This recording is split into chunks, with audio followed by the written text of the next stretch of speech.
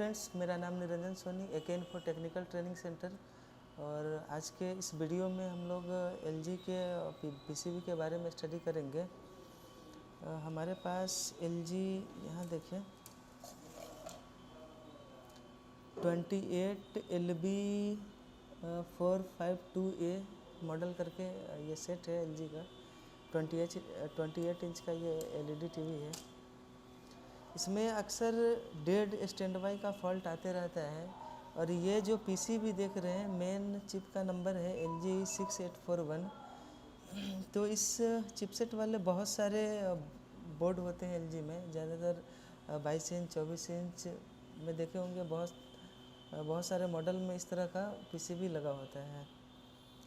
19 volt adapter पे चलता है ये बोर्ड। बैकलाइट सर्किट वगैरह सारा कुछ इसी में रहता है। तो इस सीरीज के बहुत सारे PCB LG के छोटे साइज के अधिकांश मॉडल में यूज होते हैं। इसमें हम लोग सबसे पहले इसके वोल्टेज चार्ट पे, वोल्टेज डिस्ट्रीब्यूशन पे नज़र डालते हैं, क्योंकि ज़्यादातर डेड या स्टैंड बाई का फॉल्ट इसी से आता है।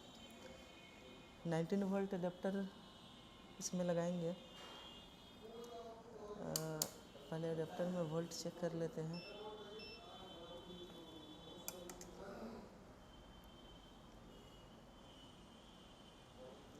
एडाप्टर हमारा 19 वोल्ट दिखा रहा है। अब चलिए अब इसे टीवी में लगाते हैं, टीवी के सर्किट में। ओके, ये लग चुका। इधर रिमोट सेंसर भी लगा देते हैं ताकि अच्छे से टेस्ट हो पाए। ओके, लगा हुआ है। अब हम लोग एडाप्टर को लगाएंगे। ये देख रहे हैं, ये बोर्ड अभी स्टैंड बाई में है। इंडिकेटर ग्लो हो रहा है, मतलब टीवी अभी ऑन नहीं है, ओनली स्टैंड बाई है। आमतौर पे हम लोग किसी बोर्ड को पैनल VCC देख के पता करते हैं कि ये बोर्ड ऑन हो रहा है या नहीं। पैनल VCC पे देखें तो अभी यहाँ पे कोई वोल्ट नहीं दिखा रहा है, मतलब बोर्ड स्टैंड बाई में है। कई बार इंडिकेटर ना हो तो बाहर से IR जोड़ के भी इसे चेक कर लेते हैं। ओके, तो चलिए अब ये 19 वोल्ट का डिस्ट्रीब्यूशन देखते हैं। ये 19 वोल्ट निकल के यहाँ आ रहा है 19 वोल्ट। और यहाँ जो देख रहे हैं ये बैकलाइट सर्किट है। एक तरह का DC to DC कन्वर्जन हो रहा है यहाँ पे। इस सर्किट में देखें तो कॉइल के माध्यम से 19 वोल्ट इनपुट होता है। ये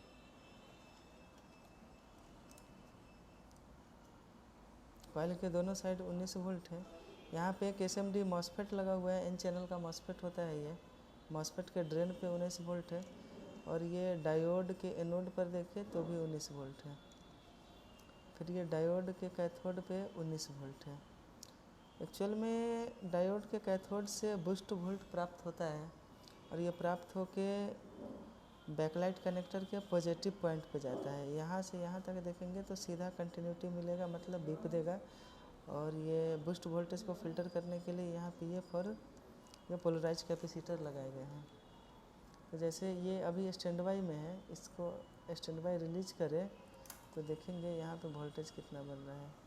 एक बार बूस्ट करके धीरे धीरे लो हो रहा है, लगभग 60 के ऊपर गया था, धीरे धीरे लो रहा है। ये लो इसीलिए हो रहा है क्योंकि इस पे लोड पे कोई LED नहीं लगा हुआ है।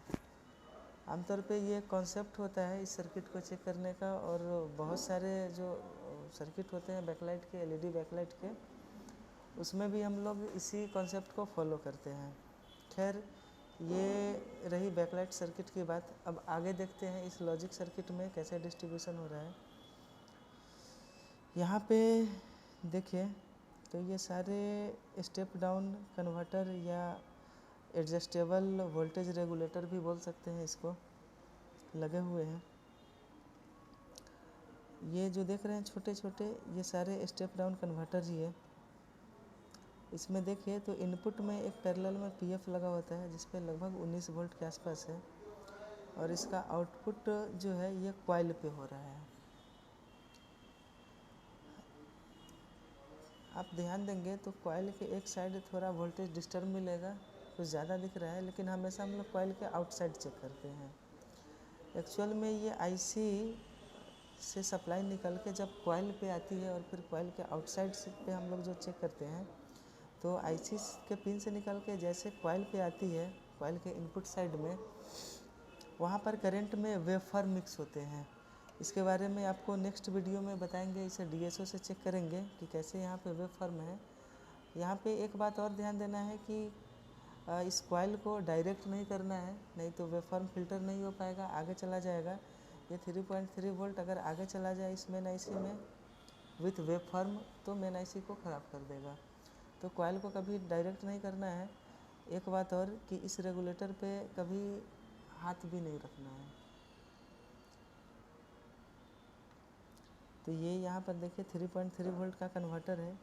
ये 3.3 वोल्ट मेमोरी आईसी को और ये इधर इस चिपसेट को मिल रहे हैं।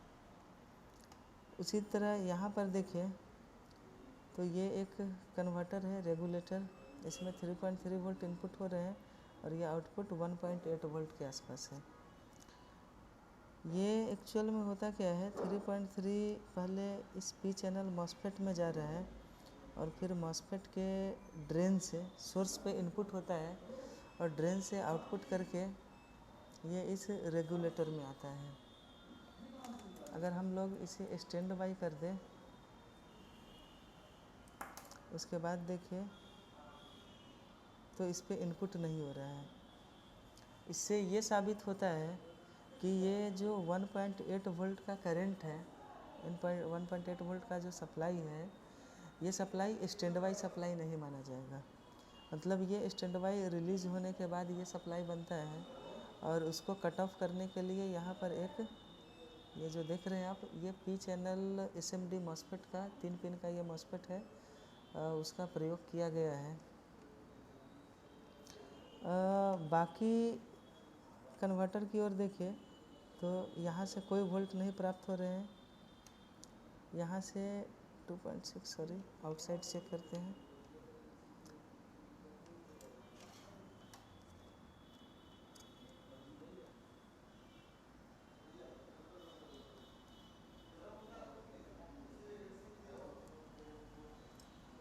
एक मिनट,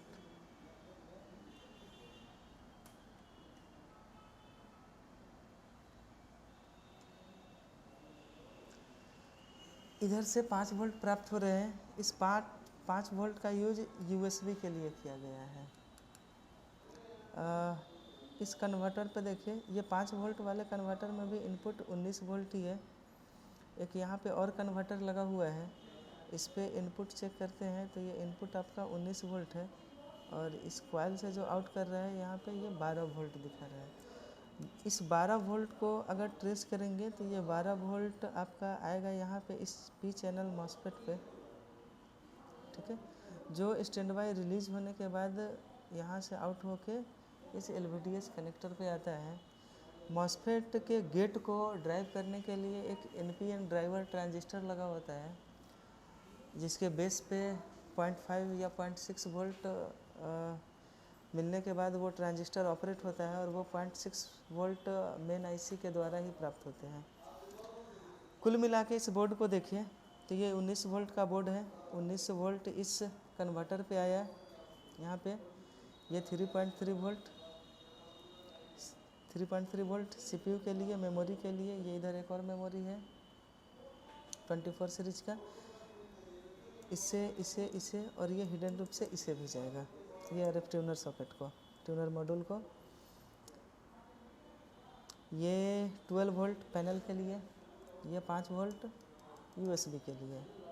यहाँ पे देखेंगे तो एक छोटा सा और कन्वर्टर लगाए हुए हैं, ये 1.2 के लिए होता है। इस पे देखेंगे इनपुट तो 3.3 है और इसके पास आउटपुट से एक पीएफ पे वोल्ट प्राप्त होगा, यहाँ है, ये आपका 1.25 के आसपास होता है जो सीपीयू को जाता है। कुल मिला के कहें तो सीपीयू को, इस प्रोसेसर को काम करने के लिए 3 वोल्टेज की आवश्यकता होगी। पहला 3.3 वोल्ट, दूसरा 1.8 वोल्ट, तीसरा 1.2 वोल्ट, जो इसे अलग अलग कन्वर्टर से प्राप्त हो रहे हैं।